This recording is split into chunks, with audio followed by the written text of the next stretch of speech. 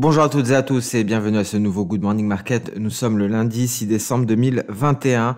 C'est un plaisir de vous retrouver et on va commencer comme d'habitude par dresser le tableau général des marchés, voir quels sont les différents catalyseurs. Alors vendredi, on a pris connaissance de certaines données concernant notamment le marché du travail aux États-Unis. Alors les données n'ont pas été si bonnes que prévues. Notamment concernant certains secteurs du marché, je pense à la Réserve fédérale américaine. Alors, on a enregistré un nombre de nouveaux emplois avec une plus faible progression cette année, 210 000 contre 550 000, selon les estimations des analystes. Le taux de chômage, lui, a diminué plus que prévu à 4,2%. Le taux d'activité a augmenté à 61,8%. Alors, malgré la croissance décevante de l'emploi, pas de changement majeur visiblement sur le marché du travail, surtout en tenant compte du taux de chômage actuel. On a pris connaissance également de l'indice PMI non manufacturier de l'ISM, qui a bondi à 69,1 en novembre 2021 contre 66,7 le mois précédent. Donc on dépasse largement les attentes du marché qui tablait pour 65 et c'est le rythme d'expansion le plus rapide dans le secteur des services depuis le début de la série en 1997. Alors, on a pris connaissance également de l'activité commerciale et des nouvelles commandes qui ont augmenté à des taux records. Et on notera tout de même que les problèmes de chaîne d'approvisionnement ont continué à entraver la croissance de la production et les prix payés par les industries de services sont restés élevés. Alors dans un tel contexte, le FMI a exhorté vendredi la Réserve fédérale américaine à resserrer sa politique monétaire à un rythme plus rapide en raison des risques d'inflation croissants. Alors, l'ensemble de ces données, concrètement, indique une accélération du processus de tapering. C'est presque acquis. Bullard le confirme, il confirme cette hypothèse. Et visiblement, il n'y a que le variant et un éventuel impact significatif sur l'activité économique qui pourrait conduire à un changement de trajectoire de la Réserve fédérale américaine.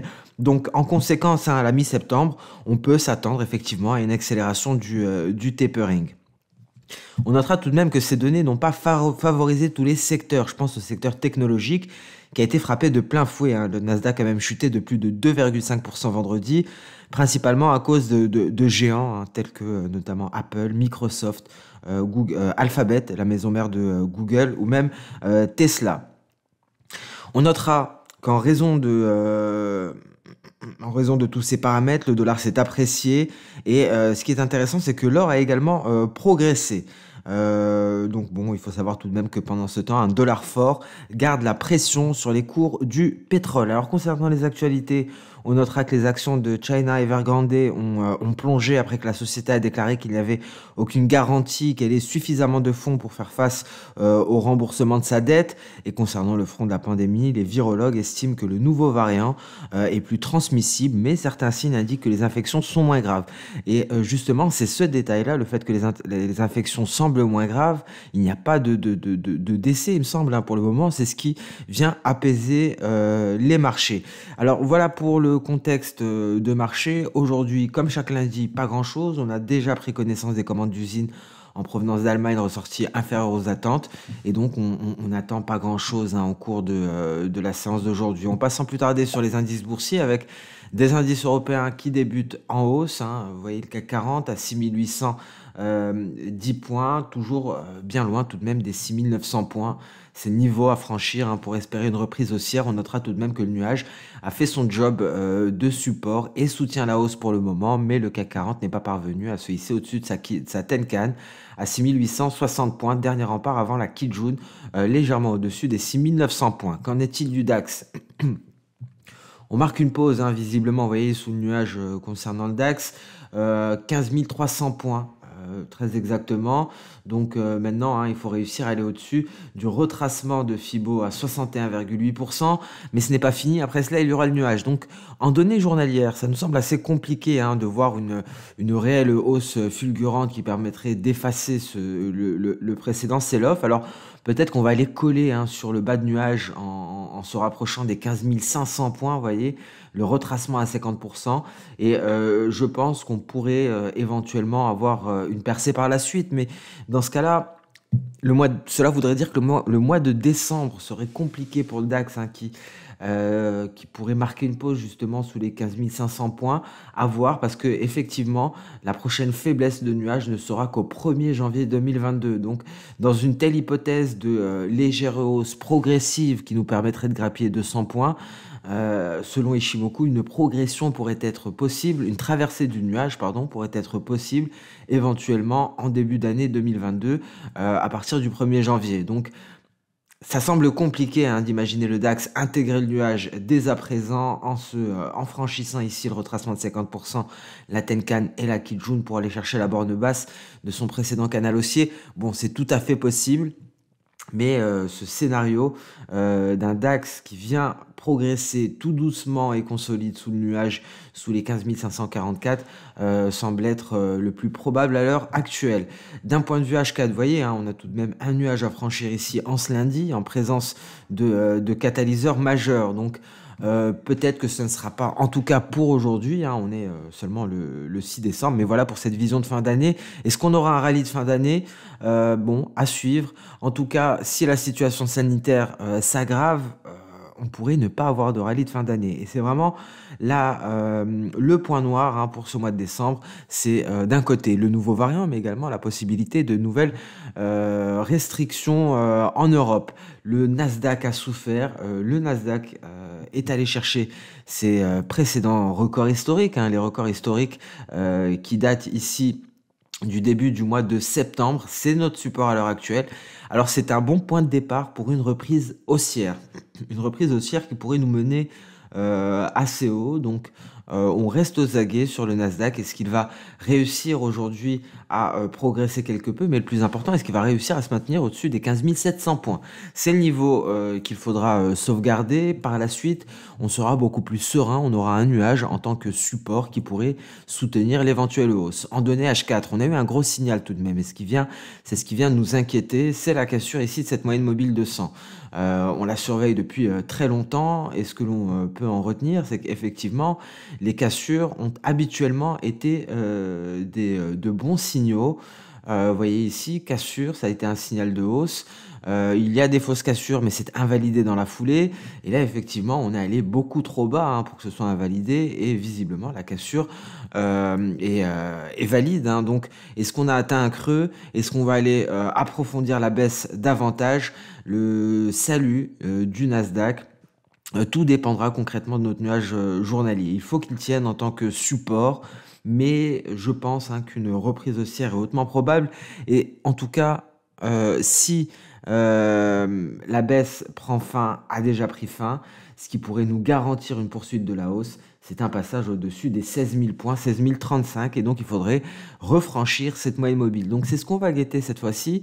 On ne prend pas en compte le signal de vente parce qu'on a déjà atteint un creux, probablement, hein, pour le moment en tout cas, et lorsqu'on refranchira, lorsqu'on repassera au-dessus de ce niveau-là, vous voyez, ça correspond à la Kijun, ça correspond à un seuil psychologique des 16 000 points, ça correspond à la moyenne mobile simple à 200 périodes. Donc le franchissement de ce niveau sera un signal, et le franchissement du nuage ouvrira la voie vers de nouveaux records historiques. Le S&P 500 également tient bon, on reste au-dessus du nuage en données journalières, on est largement en dessous en données H4, et donc il faut franchir la Kijun pour aller chercher le nuage et espérer une reprise haussière.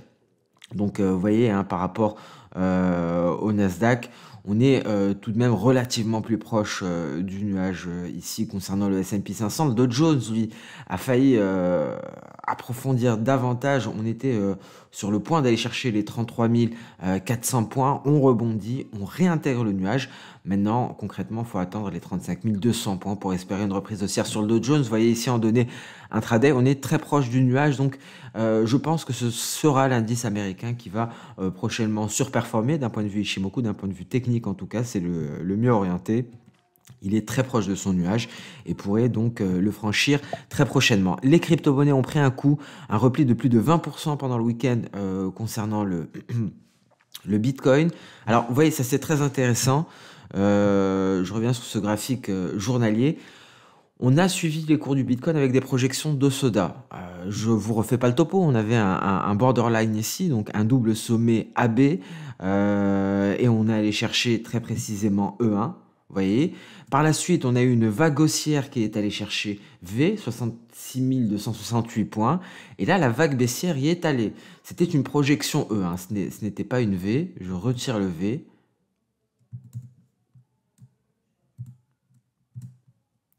C'était une projection E. Pourquoi une projection E? Parce que tout simplement, il suffit de mesurer l'amplitude AB. Vous voyez, en amplitude AB, on a 13 000 environ. BC, on a seulement 3 700. Donc, c'est largement moins de la moitié. Donc, c'est une projection E. Donc, on aurait été à la moitié, c'est une projection N. Supérieur à la moitié, c'est une projection V. Donc, c'était une projection E qu'on est allé chercher très précisément pendant le week-end et la baisse reprend. Donc, on reste prudent hein, concernant le Bitcoin. On a tout de même le support intermédiaire à 45 000 dollars, mais c'est vraiment la cassure des 42 000 qui nous enverrait à 30 000 hein, dans ce cas-là. Donc, on est en grand danger concernant le Bitcoin. Et ce qu'il faut ajouter en plus de cela, c'est qu'on a une sortie du nuage par le bas et ce signal Ishimoku a été validé par la lagging span. Donc, prudence sur les crypto-monnaies. Le sell-off n'est peut-être pas terminé, c'est peut-être le début de quelque chose. Peut-être qu'on va revenir sur les 30 000 dollars et ça pourrait être un très bon point d'entrée, c'est 30 000 dollars. Donc un Bitcoin en danger, un repli considérable de plus de 20% pendant le week-end, prise de bénéfices et données économiques qui viennent susciter quelques craintes. Vous voyez ici en données intraday, hein, on est sous tout élément Ishimoku. Alors Ethereum ici, Ethereum également hein, a subi un net repli. Vous voyez, on allait sortir du nuage pour aller se rapprocher des 61,8%. On a retracé l'intégralité de la baisse pratiquement, et on se replie en ce début de séance européenne. Il faudra surveiller le seuil psychologique à 4 000 dollars pour l'Ether. Il faut se maintenir au-dessus des 40 000 pour espérer une éventuelle reprise haussière, mais ici plus largement, il faudra sortir du nuage par le haut. En données intraday, hein, vous voyez, le signal Ishimoku était juste parfait, hein. On est sorti du nuage, validation dans l'immédiat et on s'est écroulé. Donc à l'heure actuelle, hein, le repli semble se poursuivre. Donc prudence sur les crypto-monnaies. Vous voyez Dogecoin qui vient casser l'oblique baissière. Polkadot, on est sur le point C. Donc on est aux alentours des 24,90. Toutes les crypto-monnaies sont en train de subir une baisse considérable. Ici, Binance Coin, Cardano qui a surpassé l'objectif, le point V. On a également Ripple en baisse considérable. On avait rebondi, la Greenspan avait rebondi sur le bas de nuage et il n'y avait donc pas eu de validation du signal. La validation est intervenue à ce niveau-là et depuis on ne cesse de s'effondrer. Donc prudence sur les crypto-monnaies, le pire est peut-être à venir et c'est le Bitcoin d'un point de vue Ishimoku qui nous le fait dire avec ce signal de vente qui est à peine validé à l'heure actuelle. Donc prudence sur les crypto-monnaies qui pourraient subir davantage de pertes. On passe sur le compartiment des matières premières avec le gold qui tente un léger rebond. On est toujours aux alentours du nuage. On voit ici d'un point de vue intraday en H4, on est dans un canal baissier qui pourrait nous accompagner ici aux 1740 dollars l'once. C'est la projection c'est la projection V, pardon, ça nous permettrait de finaliser cette vague baissière pour les acheteurs. Ça pourrait être un bon point d'entrée. En tout cas, les perspectives restent baissières sur le gold. Le pétrole WTI tente de retrouver des couleurs. Alors, on l'a dit, on a certainement marqué un creux. On attend à présent la remontée en direction des 73,70 $ environ, bas de nuage et Kijun. Et on pourrait même espérer un retour aux 76 $ pour le gaz naturel, pour le pétrole WTI, pardon. Le gaz naturel, là, on est sur le point d'avoir un signal de vente hein, sur le gaz naturel. Si on casse le seuil psychologique à 4, donc effectivement, on pourrait aller chercher les 3,100. Ça nous permettrait de finaliser cette vague baissière. Alors effectivement, on a beaucoup de vagues baissières, beaucoup de projections de soda. Ici, c'est un E. Donc voilà l'objectif et cela semble se confirmer par la saisonnalité qui indique un repli pour aller chercher un creux à la fin du mois de décembre. Donc des perspectives baissières pour le gaz naturel et pour cause hein, des prévisions météorologiques qui ne sont pas favorables au gaz naturel. On atteint des températures supérieures aux moyennes de saison et donc cassure du seuil psychologique à 4, c'est direction les 3,100. Ouais, le cacao, on en avait parlé de ce point et effectivement, c'est très exactement ici que nous avons rebondi. Alors, on a envisagé un retour pour aller tester le bas de nuage. Pour le moment, on est en train de se battre contre la Kijun à 2475 environ, mais en tout cas, vous voyez, hein, ce pullback a été très précis pour le cacao. Cacao que je sais que je le dis depuis longtemps, mais que l'on va développer dans une vidéo dédiée matières premières et fondamentaux. Le maïs, on garde en tête cette configuration ici.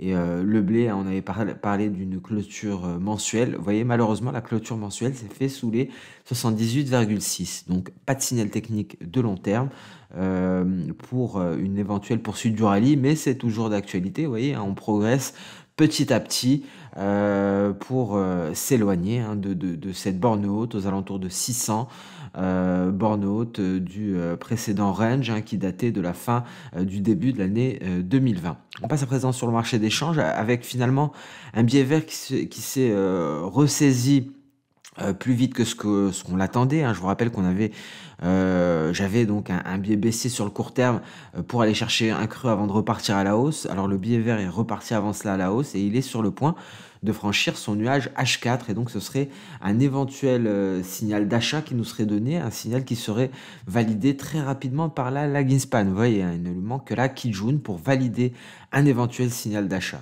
Donc des perspectives haussières qui sont de retour nettement sur le biais vert. On s'attendait à un repli plus profond avant la reprise, mais le dollar s'est ressaisi assez rapidement, renvoyant l'euro-dollar à la baisse sous le seuil psychologique à 1,13. On est à 1,1285 environ, et donc le retour de la baisse pour l'euro-dollar ici qui devrait être confirmé. En données H4, on a un franchissement de nuage en cours et on va avoir une Chikou Span qui se libère très bientôt. Donc concrètement, si on passe à 1,1250, c'est un signal de vente pour l'euro-dollar qui pourrait aller chercher ses récents creux aux alentours des 1,1190. GBP-USD qui continue de se rapprocher des 1,3180, même si on l'a pratiquement atteint. C'est le support à aller chercher. Est-ce que ça va être le point de départ d'un rebond? Est-ce qu'au contraire, on va assister à une cassure de ce support et donc un approfondissement de la baisse sous le seuil psychologique des 1,30? En tout cas, le support de la dernière chance, ce sera les 1,30 si on venait à casser les 1,3180. GBP-NZD, on est toujours sur le support la résistance que l'on avait décrit précédemment, mais il faudrait passer aux alentours des 1,97 à 971 plus exactement pour avoir un signal d'achat. ESD4, la remontée pourrait toucher à sa fin avec une reprise des cours du pétrole. Donc ici prudence, on a peut-être atteint un sommet. On a également pris connaissance des données sur l'emploi hein, au Canada vendredi, donc on a eu pas mal de mouvements sur le SD4, mais la reprise du pétrole pourrait exercer une certaine pression sur le SD4 et donc on pourrait avoir un signal de vente si on venait à casser le support à 1,2710. L'euro AUD, très intéressant, vous voyez, on a eu un signal d'achat ici, mais on n'a pas eu la validation. La lagging span s'est vue freinée très précisément par le nuage, donc on repart à la baisse. Et donc, il faudra que la lagging span sorte du nuage par le haut pour avoir un signal d'achat. Voilà pour le marché d'échange. Et sur ce Good Morning Market touche à sa fin. C'était un réel plaisir de vous retrouver après quelques jours d'absence. Je vous souhaite donc une excellente journée, un très bon début de semaine. On se donne rendez-vous dès demain pour le prochain Good Morning Market. Au revoir.